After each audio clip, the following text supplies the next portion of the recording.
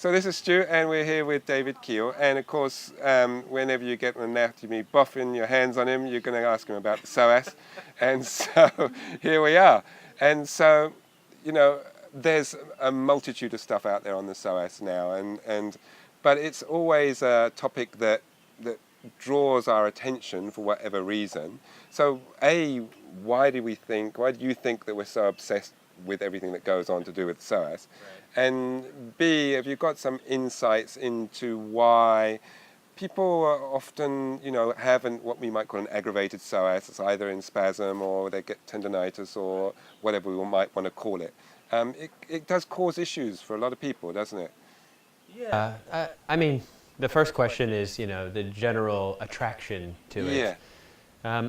I think that's simply because it probably is the single most important postural structural muscle in the body. When you look at it relative to how it sits in the spine and crosses the half of the body, it goes from the upper to the lower half, and all of these things make it very interesting.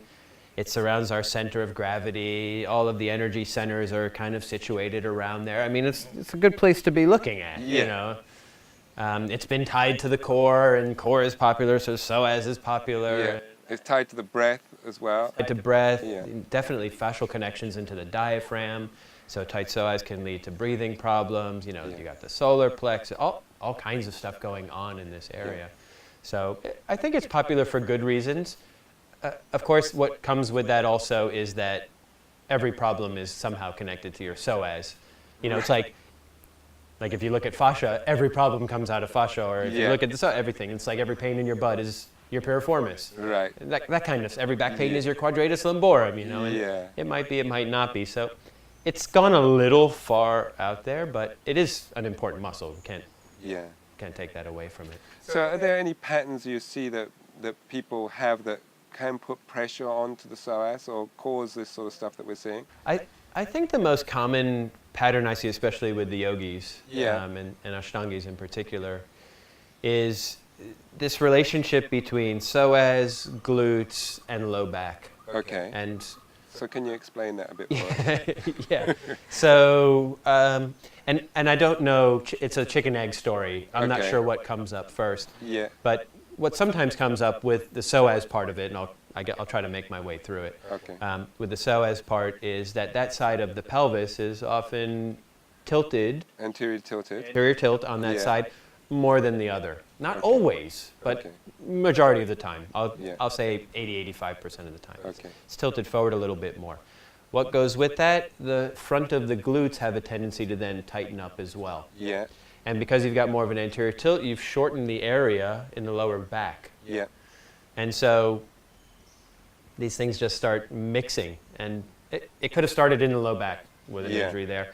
The way I usually see it is it gets aggravated by leg behind head. So maybe the shortness was there, or it was already a little bit short, but that's how the person has just been. Okay. Like since they were teenagers or whatever. Yeah. And then the leg behind head trying to get into the glutes and, rounding the low back starts to send, not great messages through this pattern. Yeah. And then it flares up. Yeah. And then the whole thing just becomes bigger and bigger and bigger. Yeah. And it's particularly felt in those deep flexions, like deep lunges and stuff like that, isn't it? Deep lunges for the psoas part of it. Yeah. To me, it's like when I see those patterns, I'm really careful not to try to release only one part of it. Yeah. Because what happens is you might release that one part and then everything else tightens up and it just cycles back. So I try to work each part of it little by little.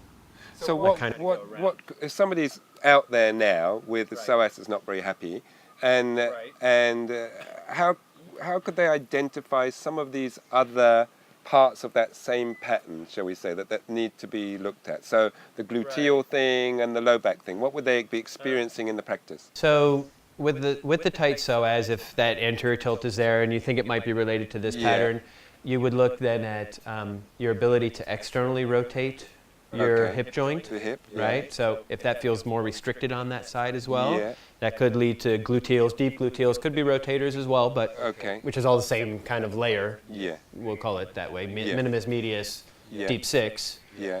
And then if you're noticing pinching or any other thing going on in your low back, then, or you've just recognized this relationship, something maybe in the front, side, and back.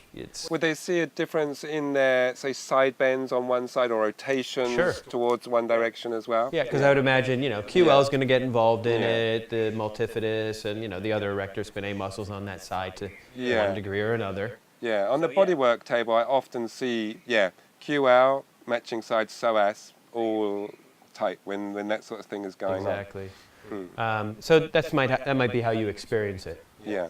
Some sensation in the front, side, and back, or rotation would be the easiest way to check it. So if you were wanting to lengthen all of that stuff, if I were going to make up a quick sequence for them, it would certainly be lunge to get at the psoas, but don't overdo it.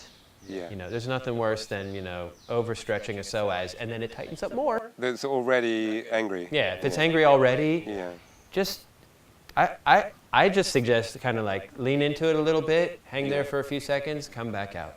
Yeah. Lean in so you get a feel for it. Yeah. Don't just hang and push and, that's silly. And then I would do a pigeon, but I like to open the leg up so that it's at a 90-degree angle because that puts parallel with the front of the parallel with the front of the mat. Go slowly with that one as well because that loads more pressure into the deep glutes and deep six as well.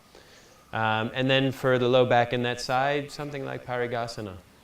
Find some side stretch. If for you, some people it works better in side angle. You can get just the right angle. So. And even you can do Janu D, so that same Janu leg, but a side bend too, can't you? Yeah, to get in the totally, side. you could do that. What do you think about, a lot of people say now we're onto the psoas and side bendings, that you only really stretch the psoas properly because it's attached to the spine, if you add a side bend into like an extended position of the hip. Do you think that's necessary or not? I don't know. It's a hard muscle to feel. Yeah. Because usually even when we do a lunge, theoretically we know we're lengthening the psoas, and you might feel something there if it's tight. Yeah. But you're also going to feel more superficial tissues as well. So I think theoretically, since it is on the side, it seems reasonable that a little bit of side bending to it. It's also an external rotator. Does that mean you should internally rotate your leg when you're doing the lunge? At the same time, yeah. Crook your neck. It probably does help, Yeah. And okay, so the other pattern that I've seen as well, so it's sort of related, is often when you have a person with a very mobile back into extension, shall we say, low back, they can do their back bends, they somehow have managed to escape out of their psoas because of that, and they also have difficulty. Their psoas. I get you. So you know what I mean? They're not getting as much hip extension as they would like because they're more lumbar in their lumbar area. Right. So some cues for people to be able to get into the psoas when they're trying to and not taking it in the low back. Right. It's tricky for those people with the really bendy lower backs. Yeah, it just sort of goes there instead of in the hip. What I do, I'll kind of describe an adjustment and then it'll come back to a little bit of a principle, is what I usually do with those people is I'll get my hand in the upper part of their back, like right between their shoulder blades or at the very bottom of their shoulder blades, and I'll make them do a half back bend, standing, and try to make them work in their upper back. So by doing that, they're lengthening their spine, and basically what I'm trying to do is keep them from going into their low back for as long as possible, which then means you're pushing it out to the upper back and hopefully into the hip joint as well. Okay. And if that doesn't work, then I make them do hip flexor preparations. Like a Virasana, but lifting the bottom up. Something like that. Which is, quads, you could do lunges as well, or the stuff on the wall. There's lots of ways to get at it. That same thing though, in the lunge, they often can't get in there because the pelvis is very anteriorly tilted, but they're sitting up, but there's all rounded in the back. Right. My preference is the Virasana, lifting the hip. Okay. So you're in Supta Virasana. Yeah, sorry, Supta Virasana. Supta Virasana, laying down, and then in that laying position, raise the hips. Lift the hips up, exactly. Because which puts pressure on, it'll get rid of it'll start with the quads, and then it'll get into the rest. Because sometimes it's not the psoas that's being blocked, but I have this, rector, Rectus femoris, yes, sorry. Rectus Nice short femoris can be abbreviations, anywhere. yeah. Yeah. Cool. Rec fem, yeah. Yeah, Good. that can be the problem. All right, cool. Thanks, David. And there's other videos out on the Psoas already out there as well that we've done before. So, anything that's missing, just look those up as well. And yeah, thanks very much again, David. Cool. Thanks, man.